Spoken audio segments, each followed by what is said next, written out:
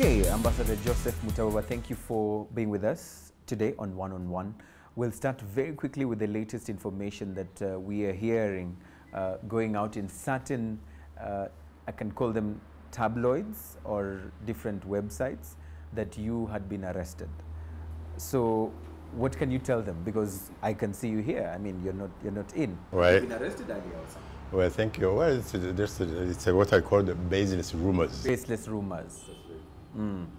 So there's nothing, nobody has called you for any questioning from the security details? I joined my family on 20th of July here, after my service in Darfur. Since then, I've been enjoying my family life and the home, enjoying being home and being in Rwanda, traveling around. And so I've never been annoyed by anybody on the way. So what these tabloids are saying is just sheer rumors. Sheer rumors. And this should stop, because it's not good for anybody. In certain countries or certain places, some even resort to filing lawsuits or something like that in terms of what kind of information is being said about them. Would you be doing such a thing? Well, you see, I have been in a trade myself long earlier. If you are not a professional in your work, if you don't have the basic professional skills in terms of and rules and principles you have to obey to, that means you are totally aside and you should be called to order. So when you talk about the complaint, I would definitely lodge a complaint to the Rwanda Media Council, and they should investigate such kind of people, because they are tarnishing the image of Rwandan media. That's not good. Because we have been struggling to get you guys just professionally equipped and doing the right thing. But you still have got a few people just going around, and that's not fair. So it's not good for the image of the profession, and it's not good for the country also. So that needs to be corrected.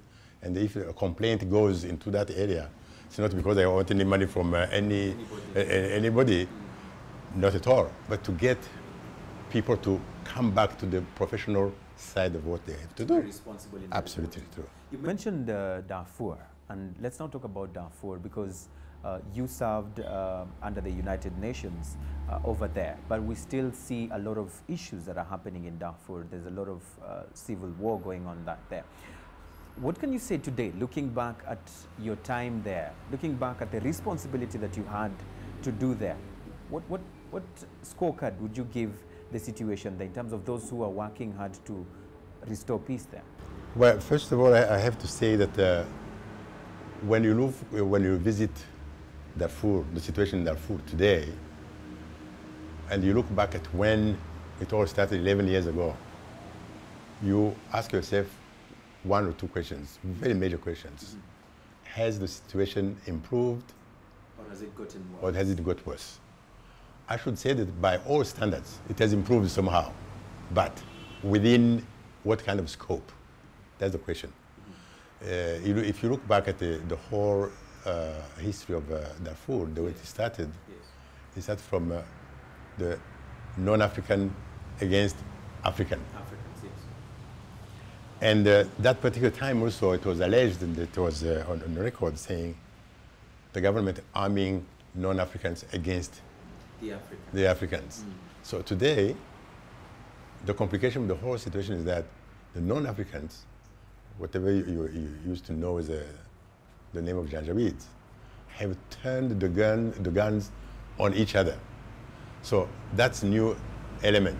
So if you look at that context itself, you can conclude the situation has worsened, because it's no longer one group, it's no longer two groups, it's groups and subgroups. So it has taken some kind of tribal connotation, and this is very bad. So that's where I can say it has not improved that much. It has rather gone into an opposite direction, whereby you can just have subgroups and causing more havocs, and more people are being killed. Could you look at that twist of things as one of the failures probably by the UN mission over there? Do you feel your team failed to sort out things completely? I cannot say or apportion blame. I cannot apportion blame and say A, B, C, D, X, Y, Z have failed. It is the total image of what you see, what has been going as a mission that we have to look at.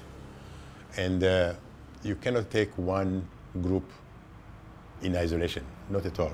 You cannot talk about the mission without talking about the member states, without talking about the two contributing countries like my country, Rwanda. You cannot talk about that without talking about the Security Council and the members of the Security Council. So it's the whole broad of actors and partners. And you cannot just say, this one has done this. Maybe we need to narrow down and look at each institution's or each player's responsibilities. What was the responsibility of the UN? When you were there, what was your responsibility? And if you gauge properly, do you feel you had some obstacles from some of these other players? And who are those other players that probably portrayed some obstacles for your mission there? And for the sake of what you call objectivity, I will not talk about this one. Why? Because as recently as last month, as you know, the Secretary General has ordered an investigation into this.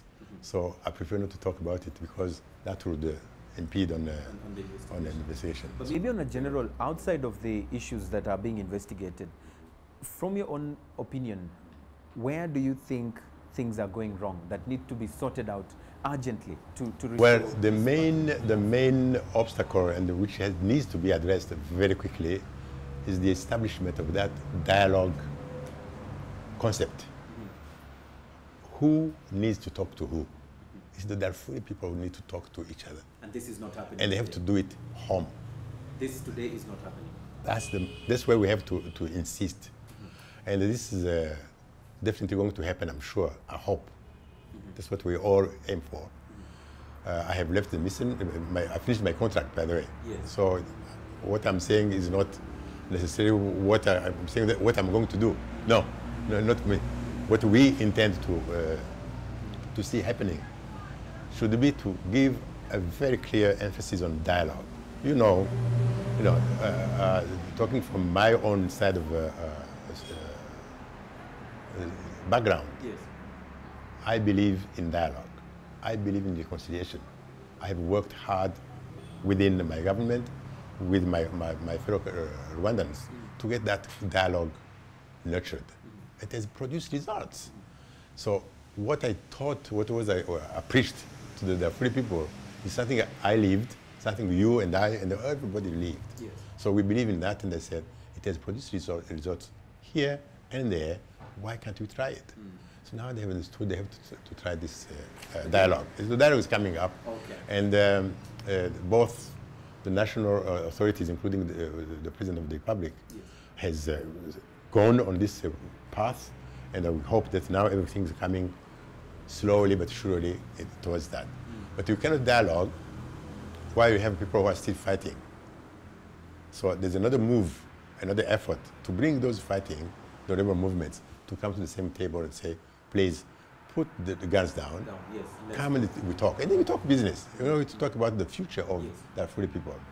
The third thing which gives me some kind of hope is that when I arrived in Darfur back in September, it was exactly on the 11th of September, we organized a workshop whereby we should say, oh, Darfur people, the vice president, ministers, members of parliament, civil society, women, youth, private sector, everybody. I said, can you just come? Go in this room, I will lock and keep the key. Just tell yourself the truth. Look back and say, what are the root causes of our problem in Darfur? As Darfur people. Yes. And nobody, and again, I always refer to my country, I always say, if you are waiting for somebody to come and tell you how to solve your problems from outside, you can believe me, in the case of Rwanda, if we had not done it ourselves, the international community would never have been able to solve it. So rely on your own people, on your own principles, on your own culture, on your own past, your background. You can solve that one. And they have understood that now. Yes. So hopefully there's I keep the fingers crossed. Yes. something is going to. I was going to ask you, probably there's need to also put into perspective or context some of these comparisons when we say they need to solve their own problems by themselves. But then it takes also political will. You cannot compare and say the same should happen because it happened also in Rwanda. Do you feel that there is that will from their own people in terms of even the political will? It's not something which comes overnight. It's a process. Even the political will, you have to shape it. You have to nurture it. And you see that the proposals being made now towards the national dialogue is a result of that political will. So people should try to nurture it and keep it, you know, going up. Yes. Otherwise, you don't kill it. It's like killing the chicken in the egg. So you have to be able to change even the language and the attitude towards the national partners to make sure that we can say, yes, you are doing fine here, you are doing extremely well here, you are doing extremely well there, but you can change, you can do this, you can improve on that one. That's the language, not the other way around. Because you see, as you know, the international community usually, we have one common mistake wherever we have been. Is to say, to hammer on your body, on your head, and saying, you naughty boy or naughty girl, you've done this, this and that. Start by telling me what you think I'm doing right. And then encourage me to do better in the areas that I'm not performing. It's just a small methodical twist. And I believe so far, at least I have shared it with my colleagues and the national authorities also, they all believe that my proposal makes a lot of sense. And they are going to try it, so let's see. Yes, your proposal makes a lot of sense, the way you're saying. But looking at the scorecard, after leaving your service, what you'd been assigned to do while you're there, maybe someone might say, why wasn't he given another tenure? Why wasn't his contract probably renewed? Could it be because he didn't perform his duties? No, it isn't. I came there with a head high. You came back with your head up? Very, very up high, very much so. And my proposals and my achievements have been on record, being praised by many, if not all. So it's not a matter of, it's not linked to that. So you have a contract, this is by UN rules. If they have a contract for 1 year, it goes with the mandate of the mission. Yes. Then they say, okay, are you ready to renew to this one? You can say yes or no. Or simply they said, please, can you stay on? That's another one. Then they twist your arm or say, yes, you don't need to, I will continue. But this happened in Guinea-Bissau where I served before. I went to the same scheme. You go for a year, in a renewable. And every year which came, we always said, the situation changing for the better, yes. Can you please stay on another year? Yes. You see? Yes. Then you go on, and I did 4 years like that. 4 years? Yeah. All right. But for the Darfur, I said this is another story. Tell me about that. So 1 year is enough. You felt it's too much? You didn't want to go? No, I don't know how to talk about this one. Yeah. Okay. So let's look at the lessons learned from what is happening from different countries, because every year when we commemorate the genocide against the Rwandans, there's always a word we say never. Against the Tutsis. We always say that never again. And the sad bit is we see some of almost close to the situation here happening in other countries that are our neighbors. Will we ever learn? Well, see, that's the irony of the whole international exercise as it goes. Today we're in 2014. 60 years ago, we had said, we heard, never again. But it happened. So today, to repeat, never again, without putting in place assurances that this will never take place. That will be, yet again, another ironical kind of another failure. So my comment on this is to say, can we dig deep and find out where we got everything wrong and accept that we have done something wrong, you know? Because if you don't accept what you have done wrong, you will never be able to improve. And this has been the case. That's why you see things repeating all the time. So it becomes like an animal which ends up beating its own tail. Round and round. Round and round. But when are we going to learn? I mean, when are we going to finally say it's time for that animal biting its own tail to stop biting its own tail? Well, this is it's a daily speech. We always say it's a reminder. You know, you have to keep singing the same tune and telling people to stop.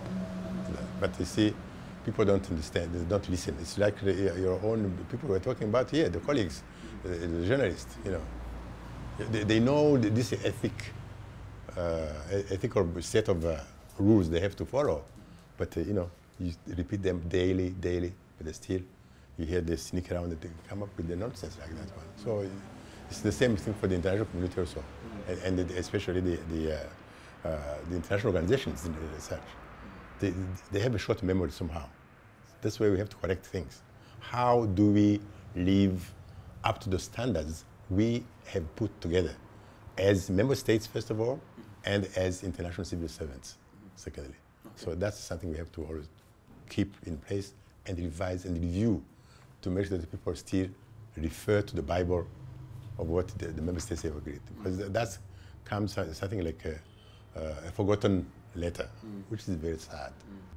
Most of the time when we talk about the UN missions or some of the UN bodies, when it comes to coming for humanitarian aid or even trying to solve certain problems, issues in different countries, there are some leaders who've always said, you know what, you need to solve our own, we need to solve our own issues in our own selves or by our own selves. Now you have served under the UNAMID and you've been able to be part of those who have gone from outside to help restore peace or restore order in these kind of countries. Do you think that those who say that leave matters, our own matters to our own selves, do you think they are wrong? Do you think... If when we tell people to take the matters in their own hands, yes, and you believe that's enough, that's what I call intellectual laziness. Intellectual laziness. And it's a shortcut which is not the right one to take. So unless you equip the people with all the tools they need, but you see, they know what they want. I always give the example of Rwanda. Yes. You know, Rwanda knows, and Rwanda know exactly what they want. We know what we suffered from all along. You see, so we look back at our own background. Why would we choose to go back to the same nonsense? You see, so we know what we want and how we want it. What was missing or what is missing to each country in the world, which country in a conflict or post-conflict, is to have a proper framework of working. You have the political will, you have the people who all wanted to do something. Yes. How best now this international community we're talking about can provide the tools to be able to sustain that will. That's what is missing. I'll give you an example. People talk about the mandate to protect civilians. Just an example. How do you protect civilians without defining who you want to protect or who needs that protection? And if you decide to do so, to go ahead without defining who needs your help, you are going to either to forget some or to do it halfway through and say, yeah, I've finished my job. You have not. Are you talking about the situation? Everywhere. It's everywhere. It's everywhere. Yes. So when I talk about the protection of civilians, for example, it's part of the mandate for UNAMID, it's part of the mandate for all missions. Yes. You have to say, those civilians, who are they? Somebody can come with the shortcut, as I was calling it, say, it's somebody who has no arms, who has no weapons. That's a very short-sighted definition. So if you say, well, I want to see all those civilians, be more pragmatic by saying, how many children do we have in those groups? How many women do we have? How many elderly people do we have? You see? How many fighters do we have in that one? Armed or not armed? So once you have categorized these guys, you can always say, we start from the children, we go at the same time with the women and the elderly people, because the other one who are fighting or those are outside our own grip. Yeah. So is this the case? I mean, just make me understand. This is one of the problems that the missions are experiencing. Yeah. A lack of proper definition of what their mission is. Because you see, to have a mandate is one thing, but you have to be able to put it in the, to implement it. So to implement it, this is what I'm prescribing, and the people agree with me on that. Just let's define what kind of percentage, for example, the youth represent of the population in the internally displaced camps in Darfur. 67%. So that's a wake-up call. If it is 67% and it's the children, then look at that group. If I protect the 67%, I will have done a huge step ahead. And those groups, you have two lost generations. 11 years ago, there are some boys and girls who found themselves in the IDP camps. Today, they are 25. Some of them are 30. So they are the easy, what I call soft target for the rebel movements to recruit. To recruit them. So that's the lost generation. The second one is those who were born in IDP camps, who are growing in IDP camps, and they don't know when these IDP camps are going to be closed down. Nobody can tell you. Neither the Security Council, nor the Sudanese government, nor the UNAMID, nor anybody else. And what I'm saying is true for Syria or Gaza and so on. So you can replicate the thing. So if you do not know that, and you have those two lost generations. The second one, I was saying, the first one is subject to recruitment. Yes. Because they are big and they have nowhere to go. And they have no other alternative. Yes. So the second generation is those boys and girls who are growing up now, who have no reference to classic education, basic education. Those ones are the ones also to be watched. Now, draw the experience from our own country. 20 years ago, the same youth who were definitely condemned to be the lost generation is the same youth we put back to school. We put in boarding schools in a good context, social environment, who are promoting Rwanda today. They are the ones. So if you talk about the sustainable development, you talk about peace and security in this country, it's the same youth. The same guy in Darfur, the same in Gaza, the same everywhere. Put them in conditions. Okay. So now, how? How do we do this? Where? Instead of keeping them in IDP camps without access to education, build the boarding schools. They need boarding schools. There were boarding schools before. So all those agencies, UN agencies, international, there are so many partners coming in, NGOs and so on. If they put together and do what we did in Rwanda, if you remember well, yes. To introduce the hydroform technology.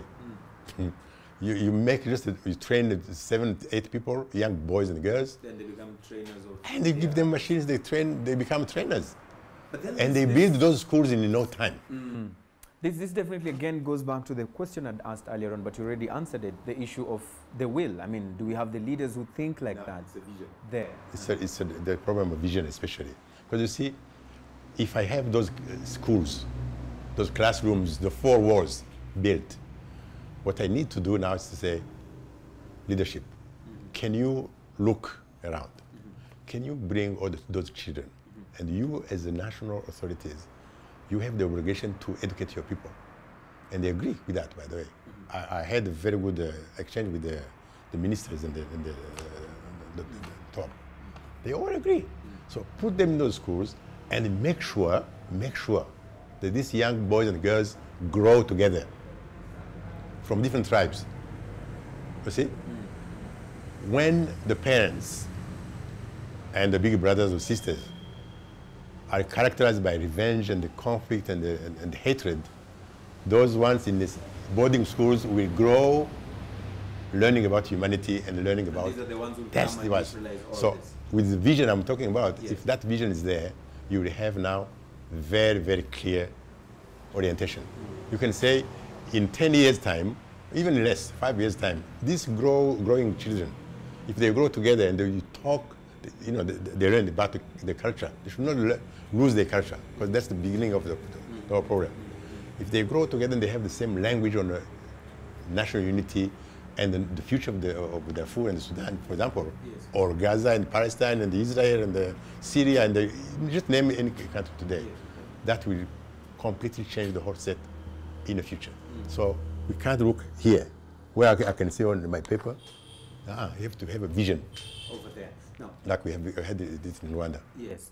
Let's go back to the camps and the responsibilities of UNAMID, and there's a group, a human rights group, they call themselves Human Rights Watch. They've come up with a report and they said, hey, listen, there's been a lot of violence against civilians in Darfur being even perpetrated or under the watch of your group, UNAMID, during that time. What can you tell these people? You see, I'm sorry to regress a bit. When you talk about Human Rights Watch, again, I have my best reference is Rwanda. Mm-hmm.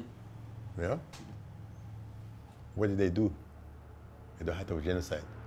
Where were they? You remember that? Maybe you're not. You're still young. But I can tell you, none of them ever was or dared to come like we did, like African rights and so on. Yes. Where was Human Rights Watch then? I put it on record. I wrote to the leadership back in 1994 when I reached Washington. Quiz them, where were you? Now you're the first to blow the thing. Where were they? Nowhere. But today, you feel they're all over. All over the place. Why? But they always do it very late. And then, boss up and say, no, come on. There has to be some kind of introspection. To say, do you feel comfortable in trying to put a finger into other people's eyes when your own, you've done nothing? But then someone might argue and say, everybody makes mistakes. Maybe we were not there in '94. But does that mean that even if we say anything, it will always be trashed as rubbish? This is in the case of Human Rights Watch. If someone argues out from the Human Rights Watch and says, listen, yes, we were not there in Rwanda in 1994, but does that mean that 20 years later we cannot have our voice heard in terms of what we think is happening at certain places? How did they wake up now, 20 years after? What were they doing 20 years ago? You see? That's hypocrisy. The means they have today, they have them the other day, 20 years ago. The same resource they had, the resource people or the rich people and so on, they had to get the money from. They had them that time. They could have done the same thing that time and to give example to the world, to the other human rights organizations to say, you do like us, we have done this and that. It should be on the record, but the record is very bleak on that one. So it's hypocrisy. It's hypocrisy. You don't cover up your own failures by pumping up the mistakes of the others. So, to me, that's what I was saying, we should have short memory. We should not have a short memory. Okay. Thank you so much, Ambassador Joseph Mutaboba, for being with us today on One-on-One. Thank you so much. Thank you. Okay. There you have it, One-on-One with Ambassador Joseph Mutaboba, our guest right here on One-on-One today. Keep it 89.7 Contact FM. And of course, more and more interviews coming your way right here on One-on-One. Goodbye.